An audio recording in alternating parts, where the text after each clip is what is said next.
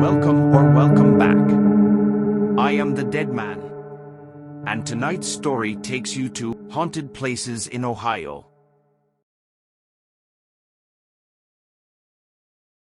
Sometime in the early 1800s, pioneer John Wrench engaged the services of the three Staley brothers to build a flour mill.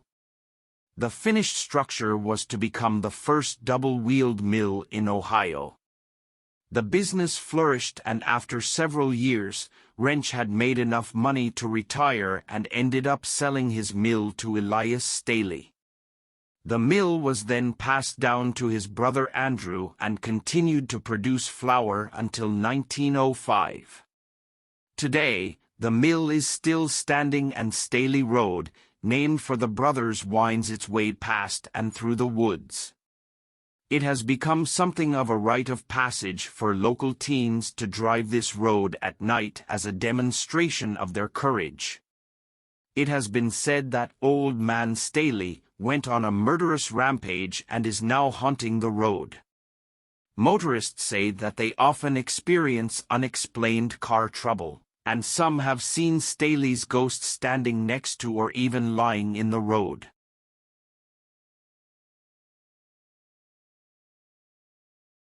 The spirits that haunt the Franklin Mansion in Cleveland are numerous and very active, according to investigators. The sound of a baby can be heard crying, and it's believed there was a baby's skeleton discovered in the walls in a small room at the back of the house. A figure of a man has been seen in the windows of the mansion. He's believed to be the victim of an axe murder that took place in the tower room. To add to the tragedy in this house, a young girl named Karen was apparently hanged by her father. It's Karen who is believed to be behind most of the activity in the house. She's described as being dressed in black, of tall, thin stature, and very eerie.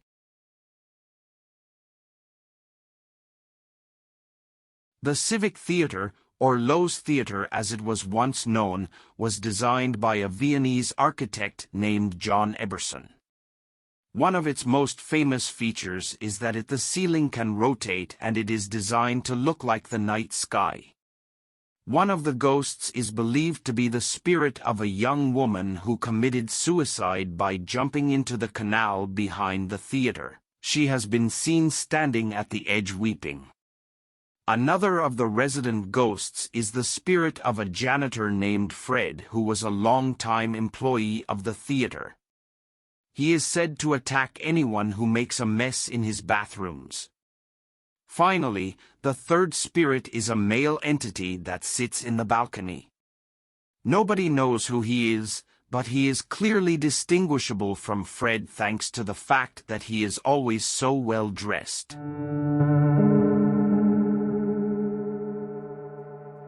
The Lafayette Hotel was actually built on the ruins of another hotel, the Bellevue, which burned down in 1916. The Lafayette opened in 1918 and was managed by a man named Reno G. Hogue.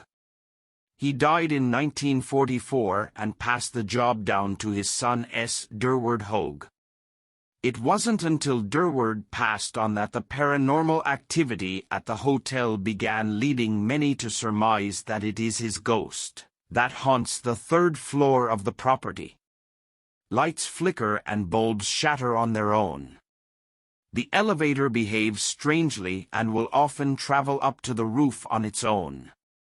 As well as the ghost of Durward, guests have noted a female apparition in Edwardian attire sitting in the Riverview Lounge.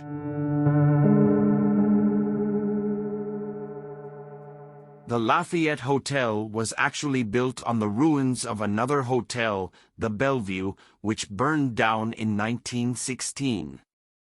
The Lafayette opened in 1918 and was managed by a man named Reno G. Hogue. He died in 1944 and passed the job down to his son S. Durward Hogue. It wasn't until Durward passed on that the paranormal activity at the hotel began, leading many to surmise that it is his ghost that haunts the third floor of the property. Lights flicker and bulbs shatter on their own. The elevator behaves strangely and will often travel up to the roof on its own. As well as the ghost of Durward, guests have noted a female apparition in Edwardian attire sitting in the Riverview Lounge.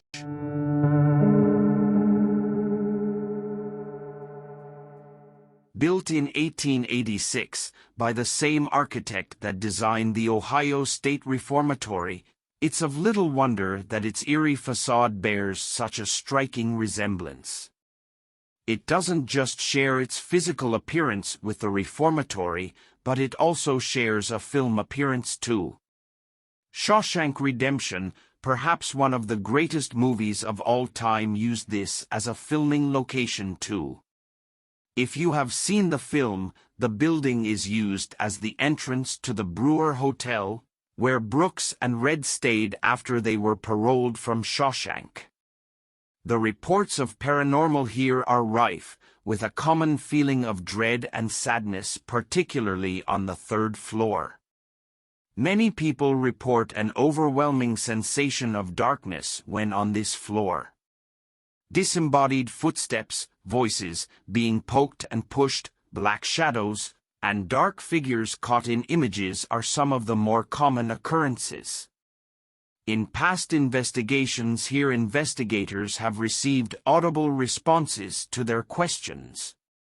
One particular piece of audio evidence was when an investigator asked if they could speak to Ruthie, and a voice was caught saying, "Is Ruthie here?"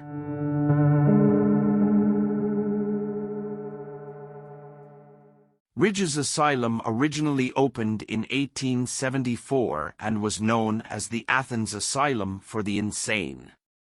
It had 2 wings, one for the female patients and one for the male patients. The most violent patients were housed at the outermost tip of each wing.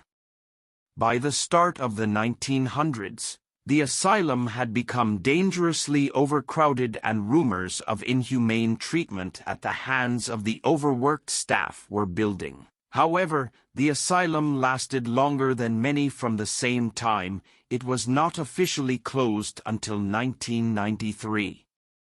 Some parts of the building are still in use, while other areas lie abandoned.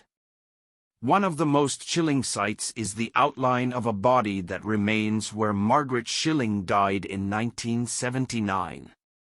She apparently got lost in the disused part of the hospital in the winter of 1978-79, and was not found for more than a month. When the corpse was eventually removed, it left a stain that could never be washed away. She is one of the many ghosts who is said to walk the asylum at night. There is also a cemetery on the grounds which holds over 2,000 bodies and is said to have several spirits of its own.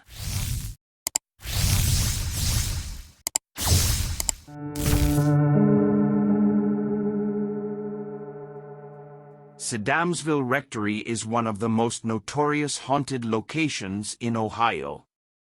It is over 100 years old and originally housed local priests from the Cincinnati area. Somewhere along the way, it apparently became the place where bad priests were placed.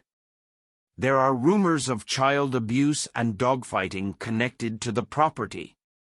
In 2011, a couple purchased the property and began a restoration project only to discover that the building had some otherworldly guests, including a demonic spirit who has affected them both profoundly.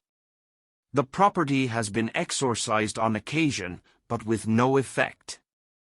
It is now a popular spot for paranormal investigations. I want to thank you for watching. And until then, good night.